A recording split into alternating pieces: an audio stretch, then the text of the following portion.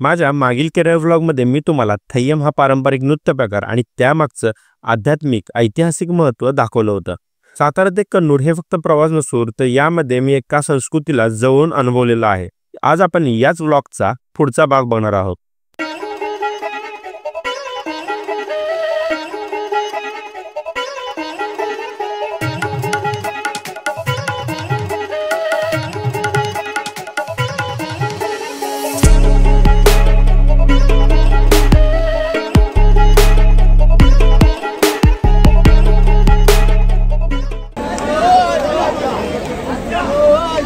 Pero ഭയങ്കര പരത്തുമാണ് അത്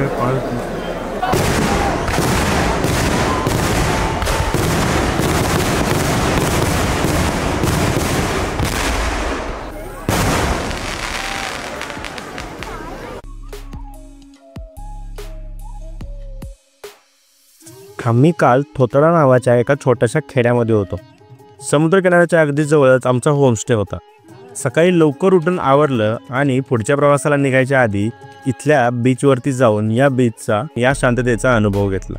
हे ठिकाण म्हणजे डेस्टिनेशन विथ पीस असं म्हणावं लागेल।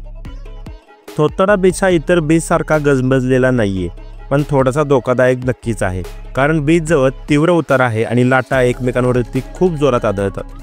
थोडा वेळ इथे थांबलो, या शांततेचा अनुभव घेतला आणि आम्ही पुढच्या प्रवासाला सुरुवात केली। यानंतर आम्ही आलो आहे मुझफ्फरनगर ड्रायव्हिंग बीचवरती। हा भारतातला तसेच आशियामधला सर्वात प्रसिद्ध समुद्रकिनारा आहे, जिथे तुम्ही आपल्या वाहनाने समुद्रात 4 ते 5 किलोमीटर पर्यंत ड्राईव्ह करू शकता। या समुद्रकिनारी तुम्ही साहस आणि निसर्गाच्या शांतीचा उत्तम असा संगम पाहू शकता। थलासरीपासून हे किमान 7 किलोमीटर अंतरावरती आहे।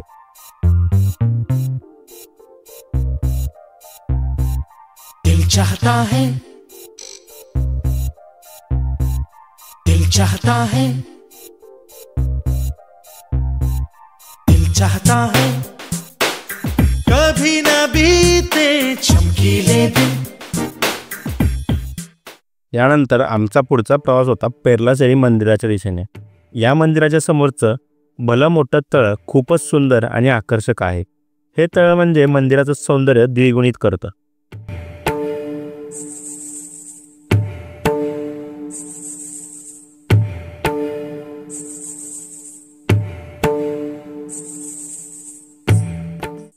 मंदिरात नुकताच थय्यम पार पडला होता, त्यामुळे इथे असलेले देवता बाहेर येऊन सर्वांना आशीर्वाद देत होते।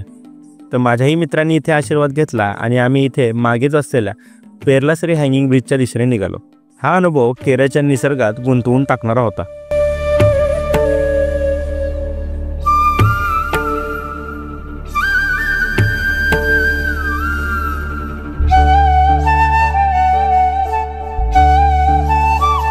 आणि आता जे क्षण मी तुम्हाला दाखवणार आहे ते या प्रवासाला अविस्मरणीय बनवतात।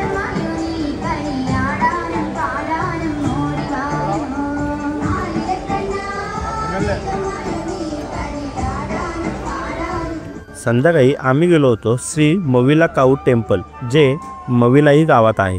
येथे आम्हाला एक खास उत्सव पाहायला मिळाला।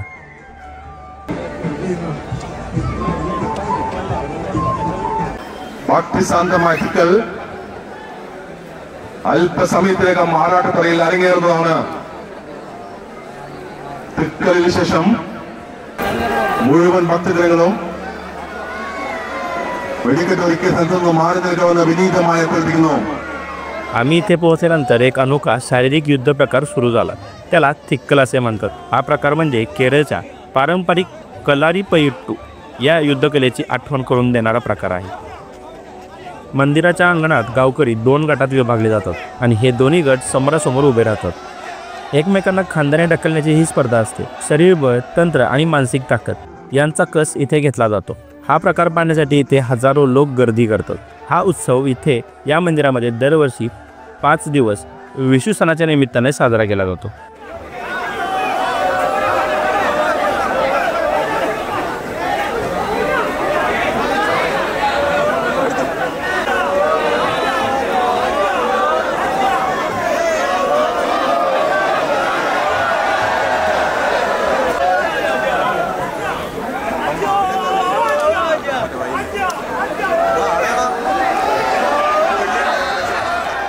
हा कुस्तीचा प्रकार झाल्यानंतर इथे असलेले देवता जंगलामध्ये निघून गेले आणि त्यानंतर इथे जोरदार फटाक्यांची आतिषबाजी सुरू झाली. മുഴുവൻ ഭക്തജനങ്ങളും സായികമെന്ന് വിനീതമായി അഭ്യർത്ഥിക്കുന്നു.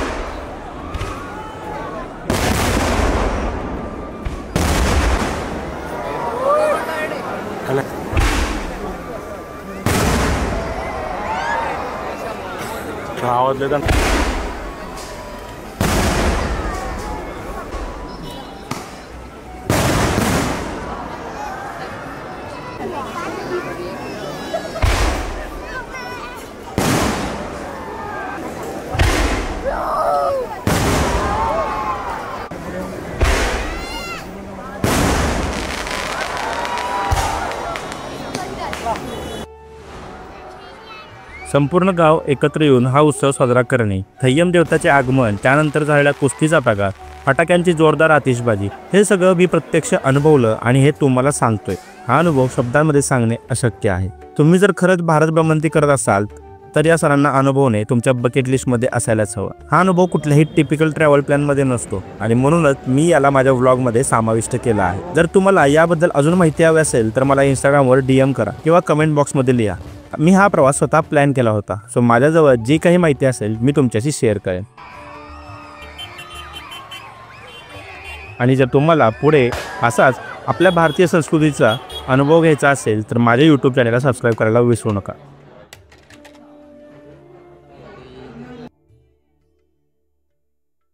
कल्लूर ते सातारा हा प्रवास लांबता असल्यामुळे आम्ही मध्ये गोकर्णच्या इथे राहण्याचा निर्णय घेतला.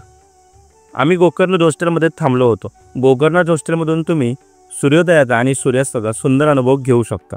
तर अशा या सुंदर अशा माहितीने मी आजच्या या प्रवासाचा शेवट करत आहे. हा व्लॉग थोडा वेगळा होता, पण नक्कीच मी आशा करतो की हा तुम्हाला आवडला असेल. तो पुन्हा भेटूया एका नवीन व्हिडिओसोबत. Till then bye bye, take care, नमस्कार.